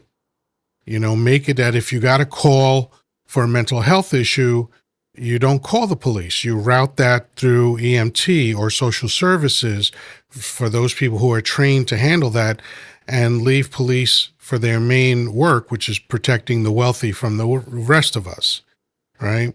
But, it makes no sense to, train them less than you train a hairdresser. And I'm not saying that as a joke, that's literal. It takes more training and certifications to be a hairdresser than it does to be a police officer. Okay? Yeah. And not only do you train them badly, You make them paranoid that everything that they do could result in not getting home at night. And then you give them the power of judge, jury, executioner, and the state. And then you hand them a weapon that they barely know how to use. This is a disaster. This is why America is unique in fatalities amongst police encounters. And think Well, about this. I wouldn't Think want their about this. job. Think about this. You have an opportunity to de-escalate things, and they don't know any de-escalation measures because once again, I've got a wife, I've got kids that I got to go home to. Now think about this. Do you honestly think Derek Chauvin would have did that to my nephew if he literally thought that he had a snowball chance in hell of getting arrested? He did it in front of the whole world. So the system that was created that allows these people to think, I can do this because I've done this before and nothing happened. That's the crazy part. Yeah. It isn't the people, it's the system that was created to say, hey, I can go and I could, shoot up, preview some black people, Yep. or I could go and I can and do whatever I want to because I have qualified immunity. And the system was created for me to do whatever I want because I have this star on me and get away with it. Yep. When there's a lot of serial murders going around on the police department. Yep. I know one of them. I know a guy in Tulsa. He's got 4 people under his belt, and he's still working. It was Of course. justifiable Yep. for what he did. Think about that. And obviously, you know what color the people that he unjustifiably took care of were. Yeah. So, Well, the thing is it's just this, horrific, man. that's why I reject the notion of one bad apple, because for 2 reasons. Number one, that's only half the quote. The whole quote is one bad apple spoils the whole bunch, for starters. So you're using that quote wrong. Also, Secondly, it's not a bad apple. It's a bad barrel. The barrel is the system. It's a bad system. All right. There's a guy, and this is the last thing I'll say before I start to wind down. There's a guy who is a consultant to police forces. He goes around the country training them how to efficiently dispatch people and strategize about how to do that. The name of his course is KILL-ology. Can you imagine that? This is what this man is teaching police officers. So forget about de-escalation. They are literally taught to escalate situations. It's an insane, this is an insane country that we live in. But anyway, I'm going to start to shut down. Uncle, first of all, again, thank you so much for being here. Thank you. Your nephew's story broke my heart, and I'm glad that you're out there doing what you're doing, because we need about 1 million more people like you. So have a great night, please. I just followed you, but I'm here Monday through Saturday at 10 p.m. Eastern. Feel free to come by anytime. Send me an alert. I appreciate you, Yoddah, and you keep doing what you're doing, Beverly. Hey, keep handling it, Miss Vicky. Don, keep fighting, my brother. Thank you for what you've done for the country, and thank you for helping me be free, my man. God bless you, kids. I'm out. All right, take care. Beverly, wonderful to have you up here. Thank you for sharing your story. It restores my faith in humanity. And again, feel free to come by anytime. You might not hear from me, but I'm watching you. All right. That's cool. Every night, every day, I go to bed with you guys. That's wonderful. I fall asleep. That's wonderful to know. My son will come in the morning and he says, God, you've been watching that TikTok all night long. I got you. Well, I really appreciate that you decided to come up this evening. You're welcome. All right. Have a great night. Take care of yourself. All right. Bye-bye. Vicky, any final thoughts? Wow, this has been a phenomenal evening. I never thought I would be alive with his uncle Yeah. and hear that story, and then Beverly's wonderful, beautiful story. And of course, getting to hang with my big bro and my little bro. So, I mean, Absolutely. this has been fun, and then all my friends. So I have thoroughly enjoyed it, and thank you guys. Y'all always bring a smile to my face. Well, thank you so much for coming up So and thanks a lot. contributing. Have a good evening. Yeah, you too. All right, Danny, my older brother from another mother, last man standing as always. What are your final thoughts? Well, it's been an amazing live. It took turns we didn't know it was going to take. We had surprising guests. Yeah, I thought was awesome, yeah, and another success, my friend. Wasn't a lot of people, but the quality of the conversation yeah. was superb. I Couldn't get any literally better than that. pay no attention to the number of people in the room. Whatever it is, I don't give a shit. But I even wrangled a few extra likes out of the chat. Anyway, we got up to 32,800 likes Beautiful. with all that good conversation that kept happening. So I thought it Excellent, was a good thing. excellent. But All anyway, you know right. what I'm doing tomorrow? Yeah. Uh, Vet talk. Veterans helping veterans at 3 p.m. Pacific time. Adjust your clock accordingly. Tomorrow on Wednesday, and then on Friday is the game of the week, Trivial Yeah. Pursuit Yes. with Grandpa Danny on the way of positive change. We do it every Friday. It's Casual Friday, so please come by and join us on Friday to see Yoda uh, slay a few of the contestants on the bench. But I'm usually here Mondays, Wednesdays, and Fridays at 3 p.m. Pacific time with the way of positive change. Vet Talk on Wednesday and the Trivial Pursuit on Friday. Yes. There's my PSA. And yes, and stay up for a few minutes. Whoever is not following Danny, first of all, you might be clinically insane because you are missing out. Danny's lives are fantastic, and in particular, the Trivial Pursuit game. I still can't figure out how to best explain it because it doesn't make sense to me. Because I stopped playing board games a long time ago because I never liked. Hey, Cherry, good to see you. I never liked how nasty people get when they get too competitive. And most board games also bore me to tears. So I just it was not a thing that I was looking to do. However, since you said you were going to do it and I'm going to watch whatever you do, I'm like, all right, let's do Trivial Pursuit with Danny. And what a great decision that was on my part, because for those of you who have never witnessed Trivial Pursuit on Friday with Danny, it is quite literally, and I feel very confident making this bold a statement, it is quite literally the most fun you could possibly have on any social media platform any day of the week. So please join us. There's a few, the boxes are always full, so they fill up early. So get there right at 6 p.m. Eastern time. But if you don't get into the box, you can play from the chat. We can't give you anything from the chat, but you can still have fun with us.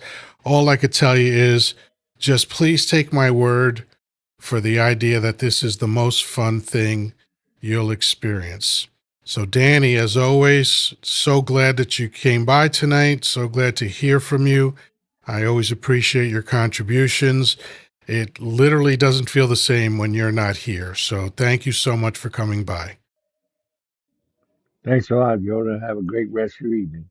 All right. All right, folks. Wow. What a ride. I got to tell you, I have now conditioned myself to ignore how I feel before I go live. Sometimes I'm really tired, and I'm definitely tired today. Sometimes, I just don't feel good for whatever reason. And tonight was one of those nights. About a half hour before I went live, suddenly I felt queasy. And it felt like I might actually puke, which I hate. It is the least favorite function that my body does. So I grabbed some fiber real quick and drank it down, and that settled my stomach, but I still wasn't feeling great. But I told myself, you know what? I bet by the end of this live, I'm going to feel like I usually do. And how I usually feel after one of these lives is fulfilled on many different levels, intellectually, emotionally. My heart is always full. Yes, Cherry, I am okay. It was just probably something I ate, didn't agree with me, no big deal. Either that or it's the bubonic plague and I'll be gone by tomorrow. Something in that spectrum. But I really, I've said this before and I have to repeat it. This is really like tonic for my soul. I know that's a goofy, cheesy thing to say, but that's really how I feel.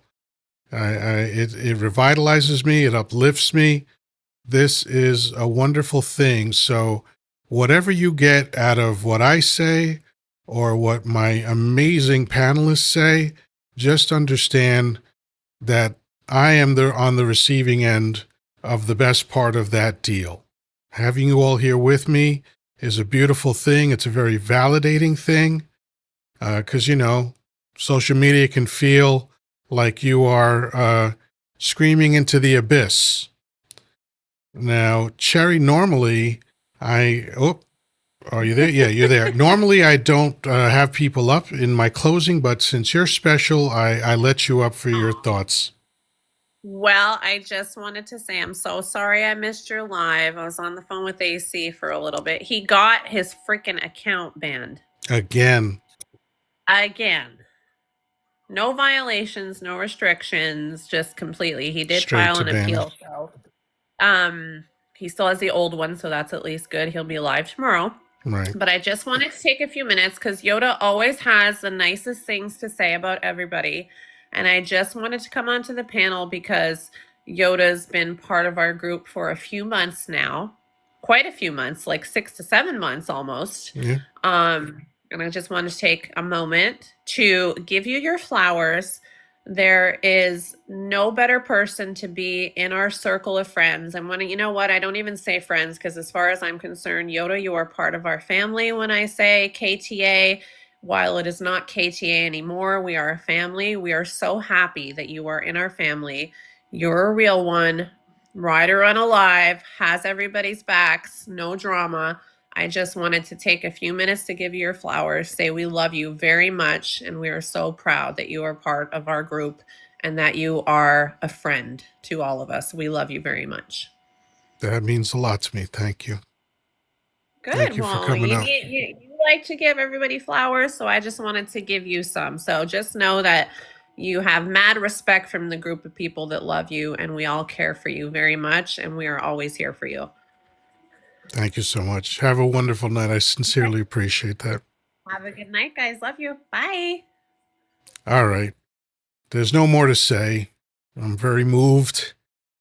Thank you so much for that. And thank you, everybody, for being here, giving me your time, which is the most precious commodity we all have, and your attention and your feedback, your likes, your taps, your gifts, all of that stuff, the sharing.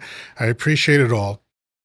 So if we are lucky enough to be here tomorrow, hopefully we'll get to a chance to do this again. Join Danny at 6 p.m. Eastern and then me at 10 p.m. Eastern. As always, peace, love, and granola. Talk to you soon.